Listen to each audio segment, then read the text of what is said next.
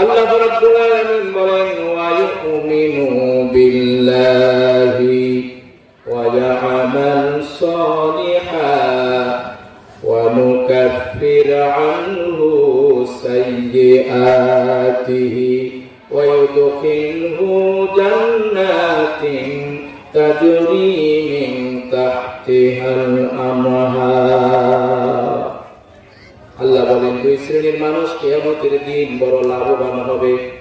এক শ্রেণীর মানুষ হলো ইউমিনু বিল্লাহ, যারা আল্লাহর প্রতি ঈমান আনয়ন করেছে।